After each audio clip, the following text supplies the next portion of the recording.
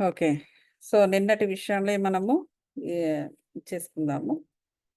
అయితే ఈవేళ ఒక విషయము నేను ఎందులోనో చదవడం అనేది జరిగింది. చూడడం అనేది జరిగింది ఒక డాక్యుమెంటరీలో. అది ఏంటంటే ఆత్మల గురించే అన్నమాట. ఇప్పుడు ఈ ఆత్మ అనేది ఎన్నో జన్మలు తీసుకుంటూ ఉంటుంది. రైట్? ఈ తీసుకుంటున్న ప్రతిసారి అంటే బర్త్ ఎమోషన్ అనేది ఒకటుంటుంది. మనం ఇంతకుమునుపు కూడా చెప్పుకున్నాం. ఒక బర్త్ ఎమోషన్‌తో అది పుడుతుంది. ఏ ఎమోషన్‌తో పుడుతుందో ఆ ఎమోషన్‌ని జీవితం అంతా sorry for the disturbance. Gautami గారు, చెప్పండి. అడగండి. యాహ్! అదే నాకు మెడిటేషన్ చేసేటప్పుడు కొంచెం నోరంతా పిడసకట్టినట్లు అవుతుంది. హుహు. అవునండి. అది ఏంటంటే వేడి. అది వేడి హుహు. అంటే ఈ మెడిటేషన్ యొక్క వేడి. జనరల్‌గా హుహు. ఏంటంటే అంటే అందరికీ చాలామంది చేస్తారది. హ్మ్. మీరు మెడిటేషన్‌కి వచ్చేటప్పుడు ఒక గ్లాసుడు మంచినీళ్ళు తెచ్చుకోండి. హ్మ్.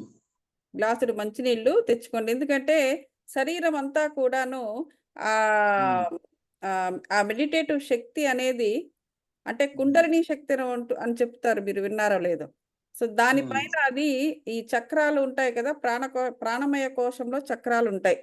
సో, ఇప్పుడు హ్మ్. మనం బ్రీతింగ్ చేసి బ్రీత్ ఇన్, బ్రీత్ ఔట్ అంటే ఊపిరి హ్మ్. తీసుకోవడం, శ్వాస మీద ధ్యాస పెట్టి మనం మెడిటేషన్ హ్మ్. చేసేటప్పుడు హ్మ్. మనకేమవుతుందంటే ఆ చక్రాలన్నీ కూడా యాక్టివేట్ అవుతాయన్నమాట. సో, ఆ మూల హుహు. పదార్థము లేదా ఆ కుండలిని శక్తి కూడా యాక్టివేట్ అవుతుంది. అందువల్ల హ్మ్. వేడైపోతుంది లోపల. అందువల్ల మనకి హుహు. నోరు పిడచకట్టుకుపోతుంది. దాహమేస్తుంది. అందుకని హ్మ్. జనరల్‌గా అంటే ఆహ్, ఆహ్, ద చాలామంది చేస్తారు. కానీ అలవాటయిపోయిన తర్వాత అది మామూలయిపోతుంది. సో, హుహు. ఆ రెగ్యులేట్ అయ్యేటప్పుడు ఇవన్నీ జరుగుతదనమాట. మీరు ఒక గ్లాసుడు హ్మ్. మంచినీళ్ళు గాని, ఒక చెంబుడు మంచినీళ్ళు గాని మీ పక్కన హ్మ్. పెట్టుకోండి మెడిటేషన్ చేసేటప్పుడు. ఓకే. హుహు. దానిపైన మూత పెట్టి మెడిటేషన్ చేసేటప్పుడు హ్మ్. పెట్టుకోండి. ఆ తర్వాత హ్మ్. మీరు గాజు గ్లాసైనా పర్వాలేదు. మంచిది. గాజు హ్మ్. గ్లాసయితే ఇంకా మంచిది. హుహు. ఆ! అలా ఒక రాగి చెంబు గాని, రాగి గ్లాసు గాని, లేదు అంటే సింపుల్‌గా గాజు గ్లాస్ గాని ఇంకా ఉత్తమం. హుహు. సో, దానిపైన హ్మ్. కూడా మూత పెట్టుకొని పక్కన పెట్టుకోండి. మెడిటేషన్ అయిపోయిన తర్వాత మీకు దాహమేస్తుంది కదా! నోరు పిడచకట్టిపోతుంది కదా! అప్పుడు అదే హ్మ్. వాటర్ తాగండి. ఆ హ్మ్. వాటర్ కూడాను శక్తివంతం అయ్యి ఉంటుంది. ఎందుకంటే మీ హుహు. ఆరాలోనే ఉంటుంది. మీరు మెడిటేషన్ చేస్తూ ఉంటారు కాబట్టి వాటర్ చాలా హ్మ్. తొందరగా తీసుకుంటుంది కూడా. ఆ వాటర్‌ని మళ్ళీ మనం తాగినప్పుడు మనకి హ్మ్. లోపల ఇంకా మంచి శక్తి వస్తుంది. అది. హ్మ్. ఇది చేసుకోవచ్చు. థాంక్స్ అండి. ఆ! హ్మ్. ఎవరికి ఈ విధంగా జరుగుతున్నా కూడా చేసుకోవచ్చు. ఓకేనా? హుహు. అలాగేనండి. యాహ్! అది. ఈవెన్ రేఖీ ధ్యానం చేసేవారు కూడా చేసుకుంటూ ఉంటారు ఇది. చాలా కామన్ సింప్టమ్ వర్రీ ఏం లేదు. హ్మ్. హుహు. యాహ్! థాంక్స్ అండి. No problem. Yeah! Any time. Sure. So, ah, ఇప్పుడు కొంతమందికి ఎట్లా అంటే, కొంతమంది మనుషులు మన లైఫ్‌లోకొచ్చినప్పుడు అంటే మనుషుల్ని మనం చూస్తున్నాం. కానీ లోపల వారి ఆత్మలు. ఆత్మ అంటే ఒక ఎనర్జీ. రైట్? ఆ ఎనర్జీకి ఒక లక్షణం ఉంటుంది. కొంతమంది ఏంటంటే చాలా ఈజీగా మనల్ని నమ్మిస్తారు. మనల్ని నమ్మించి చాలా ఈజీగా మనల్ని మానసికంగా మన ఆలోచనల్ని లేతే మన యొక్క నిర్ణయాల్ని కంప్లీట్‌గా వాళ్ళ వైపుకి తిప్పుకుంటారు. ఇది ఒక శక్తి. ఆ శక్తి ఆత్మ కలిగి ఉంటుందన్నమాట. అది ఫైనల్‌గా ఏం జరుగుతుందంటే మన అస్తిత్వాన్నే మనం కోల్పోతాం వారి దగ్గర. సో, ఆ విధమైన శక్తి ఆత్మ కలిగి ఉంటుంది. ఆ ఆత్మ జన్మ తీసుకున్నప్పుడు వారు మనుషులుగా కూడా అదే లక్షణాల్ని కలిగి ఉంటారు. అదే విధమైన లక్షణాలు ఎదుటి వారి మీద చూపిస్తారనమాట.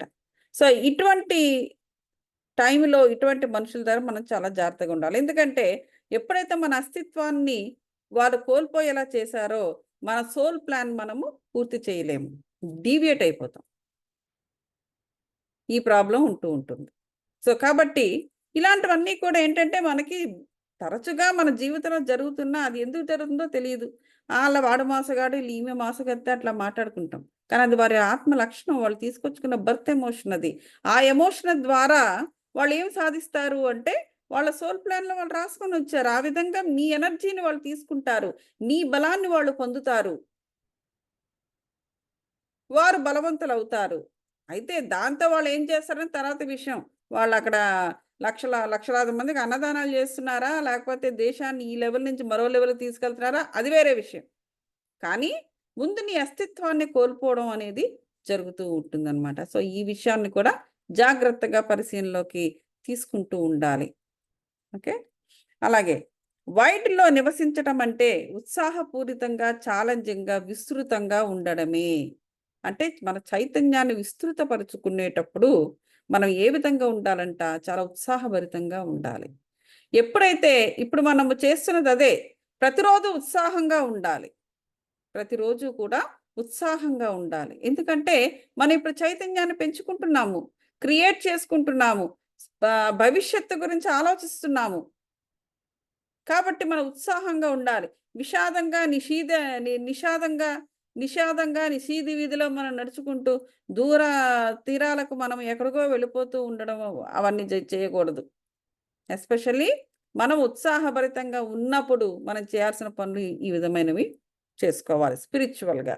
అలాగే ఛాలెంజింగ్గా ఉండాలి, విస్తృతంగా ఉండాలి. విస్తృతము అంటే నేను చెప్పాను మొన్ననే, ఎక్స్పాన్షన్. మనలాగా చైతన్యాన్ని విస్తృతపరుచుకుంటూ ఉండాలి. నిర్ణయం తీసుకునే ముందు తొందరపడవద్దు.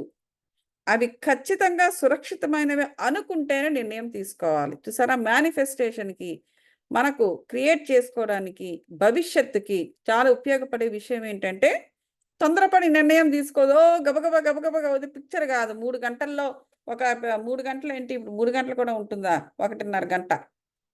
1.5 గంటల్లో మనము సినిమా పూర్తి చేసేయాలన్నట్టుగా అంత ఫాస్ట్గా మనం మేనిఫెస్ట్ చేసుకోవాల్సిన అవసరం లేదు. ఎందుకంటే జీవితం అది అంత ఫాస్ట్గా వెళ్ళదు. అది 100 ఏళ్ళు బ్రతకాలి, 100 ఏళ్ళు బ్రతకాలి. 100 ఏళ్ళకి సరిపడే విధంగా నువ్వు ఉండాలి.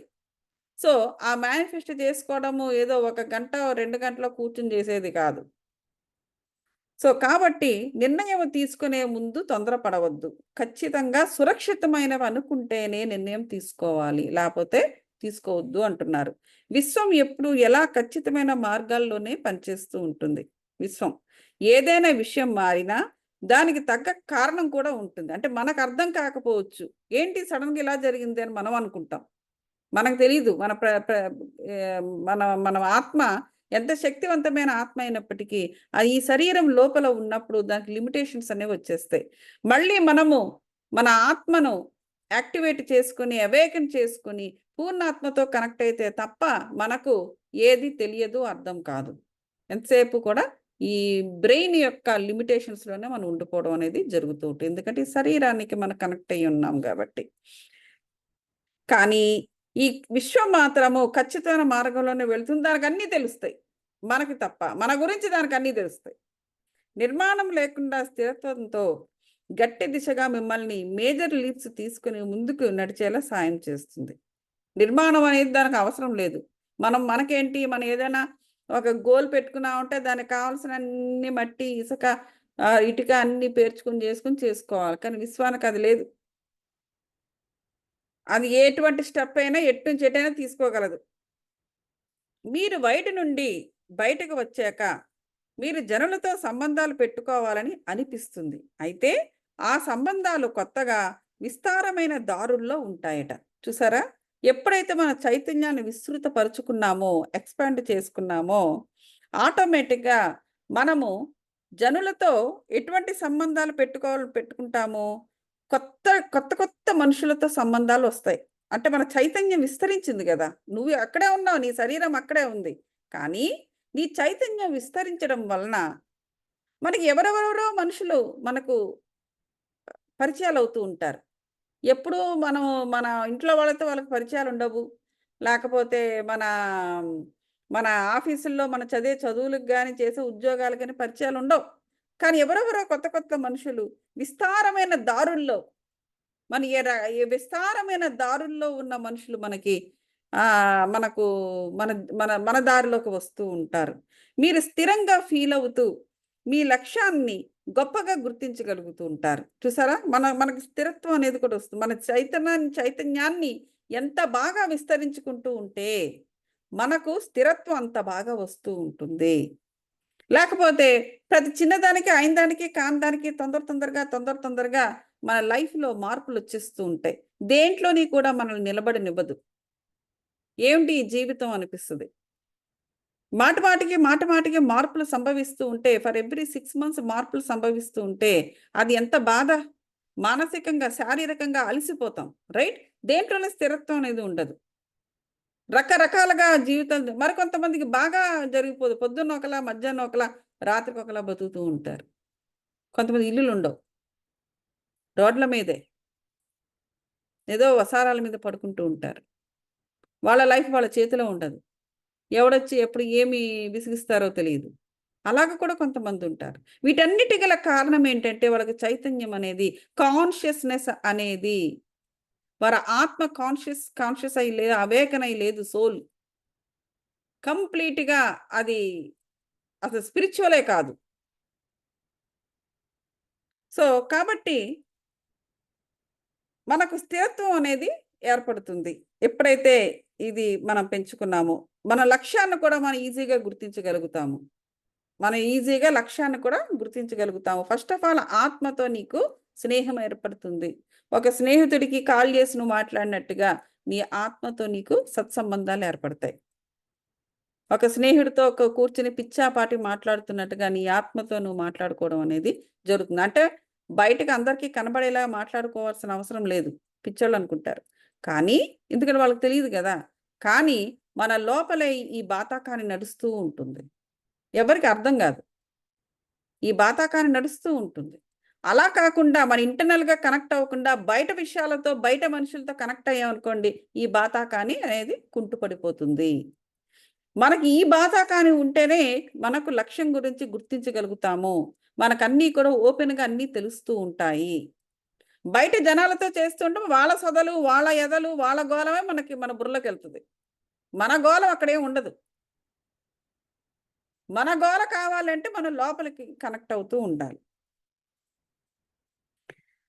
వాయిటి నుండి బయటికి వచ్చాక మీ యొక్క అంతర్దృశ్యాలను అనుభవంలోకి తెచ్చుకుంటూ, మీకు అంతరంగా జరిగిన పని అనుభవంలోకి రావడం, ఫలితాలు అందడం గమనిస్తూ ఉంటారు. అంతే కదా! ఒకసారి లోపల ఈ బాతాకాని జరిగిన తర్వాత, ఆ లోపల ఏమైతే నువ్వు, నీ ఆత్మ మాట్లాడుకున్నారో, ఆ విషయాలన్నీ కూడా నీకు వాస్తవంలో జరగడం మొదలుపెడతాయి. నువ్వు అడుగుతూ ఉంటావు. నువ్వు అడిగినవి కూడా నీకు జరుగుతూ ఉంటుంది. ఒక్కోసారి తాను చెప్తూ ఉంటుంది నీకు. అవి కూడా జరగడం మొదలుపెడుతూ ఉంటుంది. సో, ఇది గమనించడం అనేది జరుగుతూ ఉంటుంది. ఎప్పుడైతే చైతన్యాన్ని విస్తృపరుచుకున్నారో. సో, కాబట్టి ఈ చైతన్యాన్ని ప్రేమించండి. ఏమీ జరుగుతున్నట్లు కనబడకపోయినా లోపల పని జరుగుతూ ఉంటుంది. ఇది నమ్మాలి అందరూ కూడా. బయటికేం కనబడకపోవచ్చు. బయట వాళ్ళకి కూడా ఏమి కనబడకపోవచ్చు. వాళ్ళకేమీ కనబడదు. ఎందుకంటే వాళ్ళు స్పిరిచ్యువల్ కాదు. వాళ్ళు నీ పాతలో లేరు. మనకు ఒక 1,00,000 మంది చుట్టాలున్నారనుకోండి. 1,00,000 మంది. పుట్టింటి వాళ్ళు, అత్తింటి వాళ్ళు, మన పిల్లలు, వాళ్ళ అత్తింటి వాళ్ళు, వాళ్ళ మనుషులు, ప్లస్ ఇంకా మన కులస్తులు ఈళ్ళందరూ కలిపి ఓ 1,00,000 మంది ఉన్నారనుకోండి.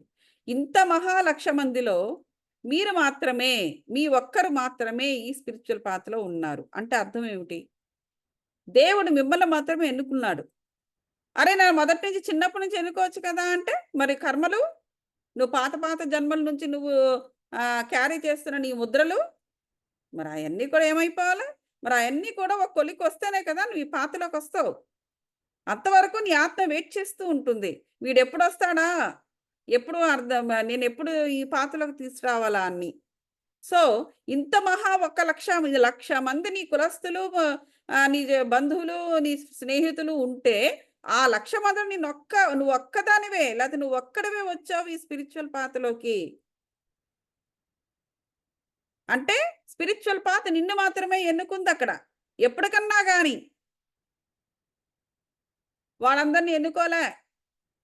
అంటే వాళ్ళెప్పటికి రారా అంటే వస్తారు ఎప్పుడో తర్వాత. ఎప్పుడో నీకనవసరం అది. ఈరోజు నీది. తర్వాత రోజు ఎప్పుడు వాళ్ళది కూడా అవుతుంది. కానీ ఈ రోజు మాత్రం నీది. దీన్ని యుటిలైజ్ చేసుకోవాలి. ఎందుకంటే ఇది నీ రోజు. కాబట్టి వాళ్ళెవ్వరికీ అర్థం కాదు. నువ్వు ఈ పాతలో ఉండి నువ్వు ఏమి చేసినా, చెందినా కూడా వాళ్ళు డిస్కరేజ్ చేయడానికి ట్రై చేస్తారు. ఎందుకంటే వాళ్ళకి అర్థం కాదు కాబట్టి. వాళ్ళని ఇప్పుడు ఈ ప్రస్తుత టైంలో వాళ్ళని ఎంచుకోలేదు. దేవుడు ఎంచుకోలేదు ఈ స్పిరిచ్యువల్ పాత్రలు నడిపించడానికి. నిన్ను ఎంచుకున్నాడు. కాబట్టి వాళ్ళని క్యారీ అవ్వకు. వాళ్ళని వదులు. సెరెనిటీ అంటే నీ కంట్రోల్‌లో లేని వాటిని వదిలేయడం. మీ పని మీరు చేసుకొనిరా బాబు. నా పని నేను చేసుకొని మీరు చేసుకొనియండి. మీకు కావాల్సినవి నేను అమలు చేస్తున్నాను కదా! ఎంజాయ్ చేయండి. మిగతా టైం నాకు వదిలేయండి అని చెప్పుకుంటూ పోవడమే. ఉన్నతమైన భవిష్యత్తును నిర్మించుకుంటారు. అస్థిరత్వ సమయంలోనే కొత్త అవకాశాలు అందిపుచ్చుకుంటారు. ఆకాశమే హద్దుగా ముందుకు కదలండి. చూసారా? మీ హద్దు అనేది మీకంటూ హద్దు అనేది లేదు. ఆకాశం కూడా హద్దు కాదు. నువ్వు ఆకాశం పైకి ఎంత పైకెళ్తున్నా కూడా నీకు ఎండింగ్ కనబడదు పైన. పైన ఏదో ఒక కప్పు ఉన్నట్టుగా కనిపిస్తది. ఇన్ రియాలిటీకి అదంతా కూడా ఒక శూన్యము. ఆకాశమే హద్దుగా అంటే నీకు హద్దులే లేవు అని అర్థము. ఎందుకంటే పైకెళ్తున్న కొలది నీకు శూన్యమే ఉంటుంది. సో, నీకు హద్దే ఉండదు. ఎప్పుడైతే నీ చైతన్యాన్ని విస్తృతపరుచుకున్నావో, ఎవరి కోసము నిన్ను నువ్వు తగ్గించుకోకుండా ఉన్నావో, నీ యొక్క ఎక్స్‌పాన్షన్‌కి, నీ యొక్క విస్తృతతకు ఏ లిమిట్స్ లేవు. మీరు కోరుకున్న ప్రతీదీ చిత్రీకరించండి అని చెప్తున్నారు. కొంతమంది బొమ్మలు కూడా వేస్తారు. వాళ్ళు ఏమైతే కోరుకుంటున్నారో అది బొమ్మలు వేసుకుంటారు. కొంతమంది విష్ బోర్డ్ అంటారు. ఒక బోర్డ్ పెట్టుకొని దానిపైన రాస్తూ ఉంటారు. స్పిరిచ్యువల్‌గా ఏం చేయాలి. కొంతమంది పుస్తకం పెట్టుకొని ఎఫర్మేషన్స్ రూపంలో రాస్తూ ఉంటారు. ఎందుకంటే అవి నువ్వు రాస్తూ ఉండి, చదువుతూ రాస్తూ అది నీకు 1000 సంవత్సరాలు నీతో వస్తుంది. అంటే అందులో కనీసం ఒక 2 జన్మలు ఎత్తొచ్చు. ఒక 2, 3 జన్మలు ఎత్తేయొచ్చు. అలా అన్నమాట. క్వాంటిటీ లీప్స్ తీసుకుంటూ అంటే అప్పుడప్పుడు క్వాంటిటీ లీప్స్ తీసుకుంటూ అవకాశాలు కల్పిస్తూ మీ ఎదుగుదలను పెంచుతున్నందుకు మీరు వైట్‌ని ప్రేమిస్తారు. అంటే ఆ విధంగా జరుగుతుంది. కాబట్టి ఇది విషయము. వైట్ ద్వారా వెళ్ళటము అనేది, ప్రయాణం చేయటం అనేది ఒక ధ్యానం ఇచ్చారు. ఇది మళ్ళీ మనము సోమవారం చేద్దాము. సోమవారము అంటే మాకు సోమవారం సాయంత్రము 7:30కు, మీకు మంగళవారం పొద్దున్న అవుతుంది. సో, రేపు మీకు మీరే చేసుకోవాల్సి ఉంటుంది. ఆదివారము అమెరికా వాళ్ళకి ఆదివారము, ఇండియా వాళ్ళకి సోమవారం పొద్దున్న మీకు మీరే చేసుకోవాల్సి ఉంటుంది మెడిటేషను. అలాగే మళ్ళీ నేను మంగళవారం పొద్దున్న నేను మెడిటేషన్ తీసుకుంటాను. ఆ రోజున మనము ఈ ధ్యానము చేద్దాం. చేసి చూద్దాం. చేయగలిగేదేనా? ఓకేనా? సో, అది ఈవేళది. ఇంకేదైనా ప్రశ్నలుంటే నన్ను అడగవచ్చు. లక్ష్మి గారు మీరు తప్పకుండా ఇప్పుడు వాటర్ తాగండి. ఓకేనా? అంటే మీరు దగ్గరగా పెట్టుకోలేదు. That's okay. ఈ ఒక్కరోజు మీరు వాటర్ తాగండి. నెక్స్ట్ మెడిటేషన్‌లో కూర్చున్నప్పుడు మీకు మీరు చేసుకుంటున్నప్పుడు కూడా పక్కన వాటర్ పెట్టుకోండి. అది. నాకు కూడా ఇప్పుడు దాహం వేస్తుంది. అంటే ఇక్కడ పెట్టుకోలేదు. బట్ నేను తాగుతానిప్పుడు. అంటే లోపలంతా కూడా ఆ వేడి. దట్టు ఈవేళ మనం చేసిన మెడిటేషన్ ఏంటంటే పీస్ అండ్ సెరెనిటీ. ఈ శక్తిని ఆహ్వానించాము. ఇదేంటంటే ఇది ఆహ్, లోపల ఉన్న స్ట్రెస్, స్ట్రెయిన్ కల్పించే నెగెటివ్ ఎనర్జీస్ అంతా వదిలేయడము. పీస్‌నేమో లోనికి తీసుకోవడము. సో, ఇది ఒక ప్రక్రియ జరుగుతది గాబట్టి డెఫినిట్‌గా దాహం వేస్తుంది. Yeah! Yeah! Thank you so much. మళ్ళీ ఈ రికార్డింగ్ పెడతాను. మళ్ళీ మనము మంగళవారం పొద్దున కలుద్దాం. Thank you.